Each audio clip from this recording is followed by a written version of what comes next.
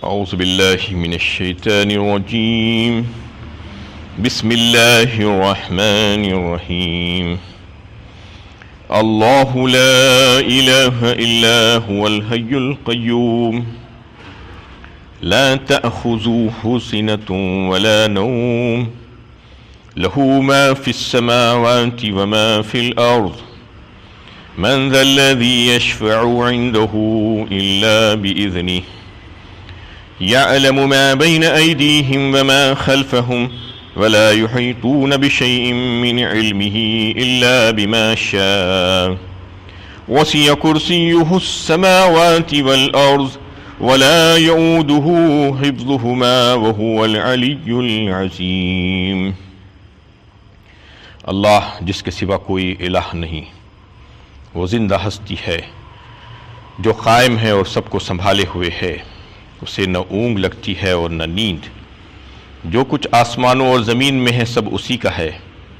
کون ہے جو اس کے حضور اس کی اجازت کے بغیر سفارش کر سکے؟ وہ جانتا ہے جو کچھ اس کے آگے ہے اور جو کچھ اس کے پیچھے ہے، اور وہ اس کی معلومات میں سے کسی چیز کا ادراک نہیں کر سکتے بجز اس کے جو وہ چاہے. اس کی کرسی آسمانوں اور زمین پر چھائی ہوئی ہے اور ان کی حفاظت اس پر کچھ بھی گرا نہیں، اور وہ نہایت بلند اور عظمت والا ہے. یہ سورہ بقرہ کی 255 نمبر کی آیت ہے. اس کو آیت الکرسی بھی کہا جاتا ہے. اس کے تعلق سے احادیث میں بڑے فضائل اور برکات بیان ہوئے ہیں.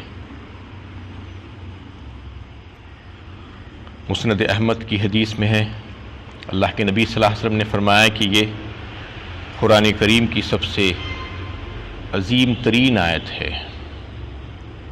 اور ایک حدیث میں آپ صلی اللہ علیہ وسلم نے فرمایا کہ یہ قرآن کریم کی سب سے افضل ترین آیت ہے. اور ایک حدیث جس کو حضرت ابو ہریرہ رضی اللہ تعالیٰ عنہ روایت کرتے ہیں، اس میں آپ صلی اللہ علیہ وسلم نے فرمایا کہ یہ سید آیات ہے، اور کوئی اس کو اگر رات میں پڑھ لے گا سونے سے پہلے تو شیطان سے اس کی حفاظت ہو جائے گی، یعنی شیطان اس کے قریب نہیں آ پائے گا. اور ایک نسائی کی روایت ہے جس میں فرمایا رسول اللہ صلی اللہ علیہ وسلم نے کہ جو کوئی اس کو ہر فرض نماز کے بعد پڑھنے کا معمول بنا لے تو پھر اس کے اور جنت کے درمیان کوئی چیز مانع نہیں ہوگی، رکاوٹ نہیں ہوگی سوائے موت کے. یعنی جیسے ہی موت آئی بس اس کو جنت کے آثار اور راحت اور آرام نظر آ جائیں گی. اس کی اتنی بڑی فضیلت ہے، اتنی فضیلت اور اتنی برکتیں آخر اس آیت میں کیوں ہیں؟ یہ اس وجہ سے ہے کہ اس میں اللہ رب العزت کا تعارف بیان کیا گیا ہے. کوئی اگر یہ چاہتا ہے کہ میرا مالک، میرا مولا، میرا رب کیسا ہے، اس کا تعارف کیا ہے، وہ کون ہے، اس کی خصوصیات کیا ہے، اس کی قدرت کیا ہے، اس کا علم کیا ہے، اس کی عظمت کیا ہے، اس کے بارے میں اگر جاننا چاہتا ہے تو یہ بہترین آیت ہے. اس کی علو شان کے بارے میں، اس کے جلال کے بارے میں، اس کی عظمت کے بارے میں، اس کی قدرت کے بارے میں، اس کے علم کے بارے میں اللہ تعالیٰ نے یہ ساری باتیں اس میں احاطہ کی ہیں. اور یہ صورت بڑی عظیم صورت ہے، بڑی جامع صورت ہے اس حساب سے کہ اس میں بڑے ہی مؤثر انداز میں اللہ تعالیٰ کی معرفت کے ساتھ ساتھ توحید کی حقیقت کو واضح کیا گیا ہے. اور اس میں اللہ تعالیٰ کی ذات اور صفات اور اس کی قدرت کو بیان کیا گیا ہے. سوائے اس کے کوئی اور عبادت کے لائق ذات نہیں ہو سکتی، اس کو بیان کیا گیا ہے. وہ زندہ ہے، اسے موت نہیں ہے، یہ بیان کیا گیا ہے. اس میں وہ قائم ہے اور وہ خالق ہے، وہ موجد ہے، ساری کائنات زمین و آسمان کا واجب الوجود ہے وہ، اور اس کا علم کا کوئی احاطہ نہیں کر سکتے. اس کے سامنے کوئی زبان نہیں کھول سکتے، کسی کی مجال نہیں کہ اس کی اجازت کے بغیر کوئی بات کر سکیں. اس کے سامنے کوئی سفارش نہیں کر سکتے، اس کی اجازت کے بغیر، وہ صاحب جلال و عظمت ہے۔ یہ ساری باتیں اس میں آئی ہے، اس وجہ سے اس کی اتنی بڑی فضیلت ہے۔ اس کو اگر کوئی اچھی طریقے سے سمجھ لے گا تو پھر اللہ تعالیٰ کا تعارف، معرفت اس کو حاصل ہونا شروع ہو جائے گی، اور وہ اللہ تعالیٰ کے قریب ہونا شروع ہو جائے گا۔ بات شروع ہوتی ہے سب سے پہلے اللہ لا الہ الا ہو کہہ کر۔ اللہ اس میں ذات ہے، اس میں ذات اللہ ایک ہی ہے۔ دیگر ساری جو نام آتے ہیں وہ اس کے صفاتی نام ہیں، اسماء حسنہ ہیں۔ اس میں ذات اللہ ہے۔ اللہ وہ ہے جو اس کے سوا کوئی اور عبادت کے لائق ذات ہو ہی نہیں سکتی۔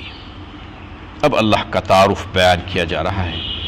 الحی، وہ ذات جو زندہ ہے، جس کو موت نہیں، لا یموت کل من علیہا فان ویبقا وجہ ربک ذو الجلال والاکرام۔ ہر چیز فانی ہے دنیا کی، سب فنا ہونے والی ہے سوائے اللہ تعالیٰ کی۔ ویبقا وجہ ربک ذو الجلال والاکرام، جو بڑا جلال والا، عظمتوں والا ہے، وہی باقی رہنے والا ہے۔ کل شیء ہالک الا وجہہ، فرمایا سورہ قصص 20ویں پارے میں، ہر چیز ہلاک ہونے والی ہے، ختم ہونے والی ہے سوائے اللہ کے چہرے کی، سوائے اللہ کی ذات کی۔ وہ شروع سے تھا، آخر تک رہے گا، اس کی ذات کو موت نہیں۔ الحی ہے وہ، دوسرے کوئی الحی نہیں ہو سکتے، عبد الحی ہو سکتے ہیں، حی کے بندے۔ القیوم، اس کے بعد فرمایا قیوم کا مطلب قائم، قیام سے قیوم ہے، مبالغے کا صیغہ ہے، بہت زیادہ قائم کرنے والا، قائم رکھنے والا، خود قائم ہو کر سنبھالنے والا، سنبھالنے والی ذات جو ہے، ساری کائنات کو سنبھالنے والی ذات، وہ قیوم ہے۔ یہ اللہ تعالیٰ کی خاص صفتوں میں سے ایک صفت ہے جو اللہ کی کسی مخلوق میں نہیں ہو سکتی، کیونکہ جو بھی ہوں گے وہ محتاج ہوں گے اپنی ذات کے لیے، اور اپنی ذات کی، اپنے وجود کی بقا کے لیے سب کے سب اس کے محتاج ہیں، چاہے کوئی کسی حیثیت کا ہو اس کی مخلوق میں سے، سب کے سب اس کے محتاج ہیں۔ تو جو خود قائم نہیں ہو سکتے وہ دوسروں کو کیا قائم کر سکتے ہیں، سب اس کے محتاج۔ اس لیے کسی کو، کسی انسان کو قیوم کہہ کر نہیں پکارا جا سکتا، یہ گناہ کبیرہ ہے قیوم کہنا، کیونکہ قیوم ذات صرف اور صرف اللہ ہی کی ہے۔ عبد القیوم کہا جائے گا، قیوم کا بندہ۔ الحی القیوم، یہ اللہ کے نبی صلی اللہ علیہ وسلم غزوہ بدر کے موقع پر سجدے میں مسلسل فرما رہے تھے، الحی القیوم، اللہ سے دعا کر رہے تھے، الحی القیوم کا واسطہ دے دے کر، رو رو کر آپ صلی اللہ علیہ وسلم یہ دعا کر رہے تھے اور الحی القیوم کہتے جا رہے تھے۔ لا تأخذه سنة ولا نوم۔ اب اتنے بڑے بڑے کائنات میں کام کرنے والی ہستی اللہ کی، اللہ جل شانہ کی، جو ساری کائنات کو، آسمانوں اور زمینوں کو سنبھالے ہوئے ہے، اور اس کے اندر جتنی بھی چیزیں ہیں، مخلوقات، سب کو سنبھالے ہوئے ہے اور سب کو قائم کیے ہوئے ہے، تو انسان کو یہ خیال ہو سکتا تھا کہ وہ اس کو تکان ہو جاتی ہوگی اتنا کام کرنے کے بعد۔ جب تکان ہوگی تو پھر اس کو نیند کی ضرورت پڑے گی۔ سنا اور نوم کا لفظ آیا ہے۔ سن کا لفظ، نوم کہتے ہیں مکمل نیند کو، سن کہتے ہیں اونگ کو، نیند سے پہلے تھوڑی سی جھپک جو لگتی ہے اسے سنا کہتے ہیں۔ تو اللہ تعالیٰ اس بات کو واضح فرما رہے ہیں کہ وہ ذات تو ایسی ہے کہ اس کو کسی قسم کی کوئی تکان نہیں ہے یہ سارے کام کر کے، اور اللہ کی ذات مبارکہ کو انسان اپنے اوپر لے کر اس پر جو ہے نہیں سمجھنا چاہیے، اور کسی دوسری مخلوق کے برابر نہیں سمجھنا چاہیے، بلکہ اللہ تعالیٰ کو تو نہ اونگ ہے اور نہ ہی نیند ہے، نہ اس کی ضرورت ہے اس کو، نہ ہی کوئی تکان ہے اس کو۔ لَهُ مَا فِي السَّمَاوَاتِ وَمَا فِي الْأَرْضِ، اور اسی کے لیے ہے آسمان اور زمین، سب کچھ اسی کا ہے، ساری بادشاہت، ساری ملکیت اسی کی ہے، وہ مالک و مختار ہے، سب کے سب مملوک ہے، اس کے محکوم ہیں۔ وہ جو چاہے تصرفات کرے، کوئی اس کو روکنے والا نہیں. لا یسأل عما یفعل وہم یسألون فرمایا ایک مقام پر سورہ انبیاء میں. وہ سب سے پوچھ سکتا ہے، اس سے کوئی نہیں پوچھ سکتا. کوئی اس سے یہ نہیں پوچھ سکتا کہ آپ نے یہ کام کیوں کیا، یہ حکم کیوں دیا. وہ سب سے پوچھ سکتا ہے کہ تم نے یہ کام کیوں کیا. وَلِلَّهِ مُلْكُ السَّمَاوَاتِ وَالْأَرْضِ وَاللَّهُ عَلَى كُلِّ شَيْءٍ قَدِيرٌ فرمایا ایک مقام پر. اللہ تعالیٰ ہی مالک اور بادشاہ ہے آسمانوں اور زمین کا، اور وہ قدرت رکھتا ہے ہر چیز پر، جو چاہے وہ کر سکتا ہے، تصرفات کا مالک ہے وہ. من ذا الذی یشفع عنده الا باذنہ، کون ہے جو اس کے حضور اس کی اجازت کے بغیر سفارش کر سکے. یہ بہت ہی اہم مضمون ہے جس کے بارے میں بڑی زبردست غلط فہمیاں اور غلط تصورات لوگوں نے رکھ لیے ہیں سفارش اور شفاعت کے بارے میں. اللہ تعالیٰ اس میں اس کی تردید فرماتے ہیں کہ اس کی مرضی اور اجازت کے بغیر کوئی اس کے سامنے سفارش کر ہی نہیں سکتا. ایسا ایک باطل عقیدہ رکھنے والے بہت سے لوگ تھے، بہت سی قومیں تھیں. یہود و نصارہ ہیں، کفار اور مشرکین ہیں. اپنے پیشواؤں کے تعلق سے، اپنے بزرگوں کے تعلق سے، ولیوں نبیوں کے تعلق سے، پیروں مرشدوں اور فقیروں کے تعلق سے یہ عقیدہ رکھتے تھے کہ ہم جو چاہیں کرتے رہیں. یہ ہمارے جو بزرگ ہیں یہ اتنا اثر رکھتے ہیں اللہ تعالیٰ کے سامنے کہ وہ اپنے پیروکاروں کے لیے اللہ تعالیٰ سے جو چاہے منوا سکتے ہیں اور منوا لیتے ہیں. وہ اللہ تعالیٰ کے سامنے اس کو پریشرائز کر سکتے ہیں، اپنے دباؤ میں لا کر اپنے پیروکاروں کے لیے کچھ بھی منوا سکتے ہیں. یہ ان کا عقیدہ تھا. اس کو وہ شفاعت کہتے تھے. ایسی شفاعت کا کوئی وجود ہی نہیں ہے. یہ کوئی شفاعت ہو ہی نہیں سکتی ایسی جو یہ عقیدہ رکھتے ہیں. بالکل ایسا ہی عقیدہ آج کے بہت سے جاہل، بد عمل، بے عمل مسلمانوں نے بھی گھڑ کر رکھ لیا ہے اپنے بزرگوں کے تعلق سے. یہی وجہ ہے کہ آج دیکھیے آپ بڑی نسبتیں بتاتے ہیں اپنی کہ ہماری نسبت فلاں بزرگ سے 25واں سلسلہ 27واں سلسلہ ہمارا مل رہا ہے، ہم فلاں ہیں. اس میں ان تمام باتوں کی تردید کر دی گئی ہے کہ کوئی اللہ کے سامنے اثر ڈال کر اس کو کچھ بھی نہیں منوا سکتا. یہ کہتے ہیں بار بار یہ مسلمان آج کے جو جاہل مسلمان ہیں کہ ہمارے جو بزرگ ہیں وہ تو اڑ کر بیٹھ جائیں گے اللہ کے سامنے اور ہمیں بخشوا کر ہی اٹھیں گے. یہ انتہائی باطل عقیدہ ہے. یہ ممکن ہی نہیں ہے. اس کی تردید کرتا ہے قرآن. ایسا ممکن نہیں ہے. یہ جو عقیدہ رکھ کر بیٹھے ہوئے ہیں یہ ان کی خوش فہمیاں ہیں.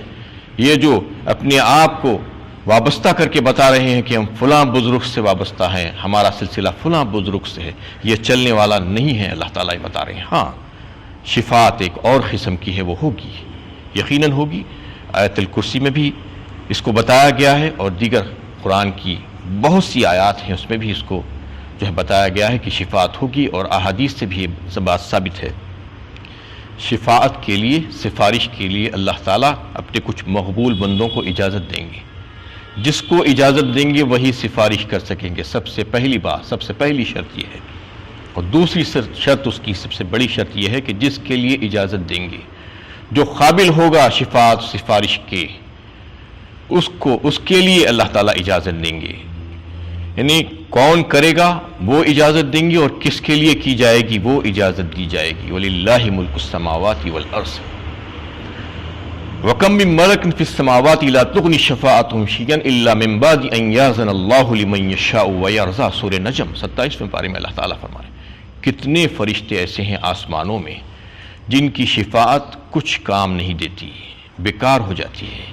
وَكَمْ مِن مَلَكٍ فِي السَّمَاوَاتِ لَا تُغْنِ شَفَاعَتُهُمْ شَيْئًا إِلَّا مِن بَعْدِ أَن يَأْذَنَ اللَّهُ لِمَن يَشَاءُ وَيَرْضَىٰ. سوائے اس کے جس کو اللہ تعالیٰ اجازت دے اور جس کے لیے پسند فرمائے. یہ اصول بتا دیا گیا ہے اس میں کہ جس کے لیے اجازت دی جائے گی اور جس کو پسند فرمائیں گے اسی کی شفاعت ہوگی، اسی کے لیے اجازت دی جائے گی. اور کون ہوگا جس کی شفاعت کی جائے گی؟ وہ مومن بندے، اہل توحید جو گناہگار تھے توبہ کے بغیر مر گئے، ان کی شفاعت اللہ تعالیٰ فرمائیں گے اپنے مقبول بندوں کے ذریعے سے، قبول فرمائیں گے اس کو۔ صرف وہ مومن بندے جو اہل توحید تھے، جو اہل توحید نہیں تھے، مشرکین تھے، شرکیہ عقائد رکھتے تھے، جو چاہے کرتے پھرتے تھے، وہ اس خوش فہمی میں نہ رہے کہ ان کی بھی شفاعت ہو جائے گی۔ ہم بھی کلمہ گو تھے، بہت سے ایسے کلمہ گو ہیں جو کیا کیا کام کرتے ہیں، ان کو اپنی گریبان میں جھانک کر دیکھ لینا چاہیے۔ ان اللہ لا یغفر ان یشرک بہ ویغفر ما دون ذلک لمن یشاء ومن یشرک باللہ فقد ضل ضلالا بعیدا۔ سورہ نساء 5ویں پارے میں اللہ تعالیٰ فرما رہے ہیں، نفی کر رہے ہیں ایسے لوگوں کی جو شرک کرتے ہیں، اللہ تعالیٰ کے ساتھ شریک کرتے ہیں کسی اور کو بھی، ان کی مغفرت ہرگز نہیں ہوگی۔ اللہ تعالیٰ فرما رہے ہیں ہرگز نہیں ہوگی۔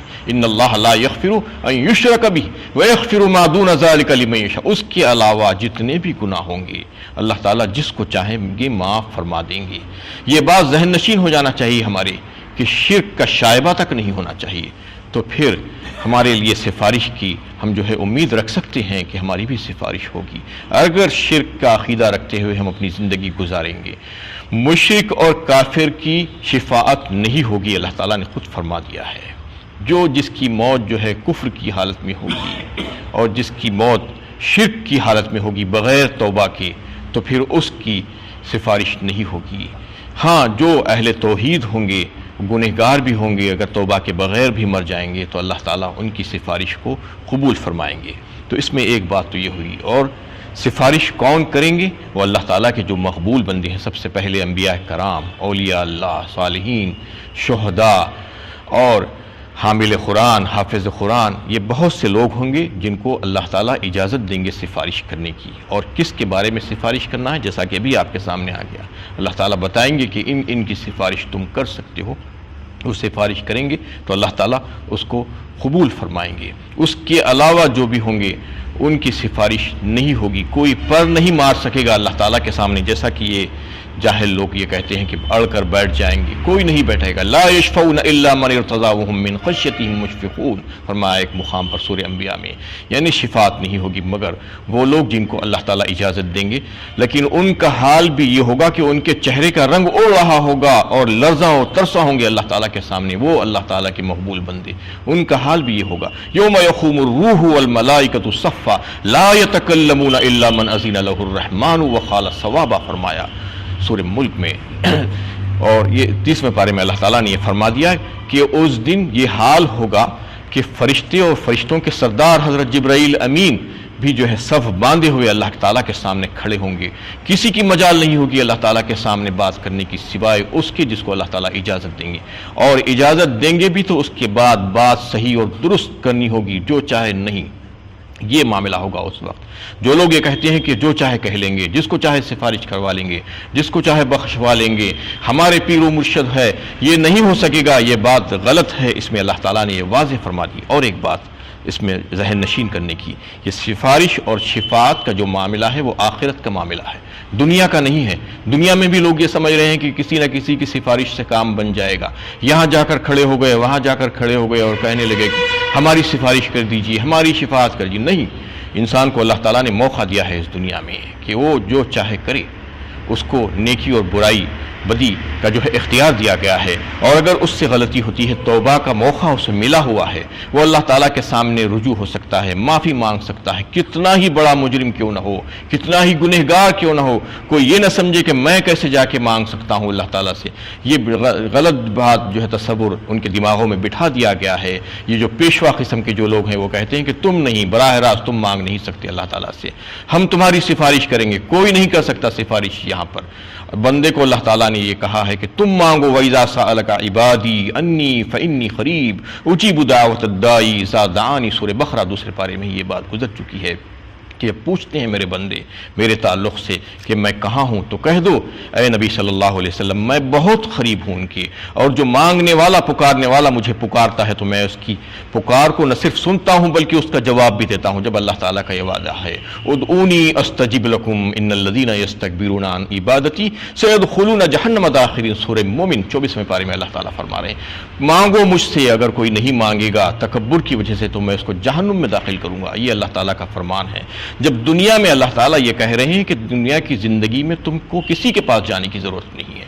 وہ آخرت والا معاملہ ہے سفارش، کیونکہ وہاں پر عمل نہیں ہونے والا ہے، وہاں پر اللہ تعالیٰ کے جو مقبول بندے ہوں گے وہی سفارش کر سکیں گے، کیونکہ سفارش ہونا ضروری ہو جائے گا بہت سے لوگوں کی، بغیر سفارش کے ان کا کام چلنے والا نہیں ہوگا وہاں پر بھی۔ لیکن دنیا میں جو ہے اللہ تعالیٰ کے سامنے براہ راست رجوع ہو کر بندہ اپنے مالک سے مانگ سکتا ہے، توبہ کر سکتا ہے، استغفار کر سکتا ہے، رو سکتا ہے، گڑ گڑا سکتا ہے، اس کی معافی ہو سکتی ہے۔ اللہ تعالیٰ کا وعدہ ہے کہ میں کیسے سے کیسے گنہگار کو بھی معاف کر دیتا ہوں۔ تو یہ عقیدہ ہمارا ہونا چاہیے۔ اس میں اللہ تعالیٰ نے شفاعت کے تعلق سے اس آیت میں اور دیگر آیات میں اور اللہ کے نبی صلی اللہ علیہ وسلم نے احادیث میں اس بات کو واضح کیا ہے، لیکن اس کے باوجود بھی لوگ اس کا غلط تصور لے کر بیٹھ گئے ہیں اور اس پر تکیہ کر کے یہ سمجھ رہے ہیں کہ ہمیں جو ہے ہمارے کچھ لوگ بزرگ بخشوا دیں گے۔ ایسا کبھی نہیں ہوگا۔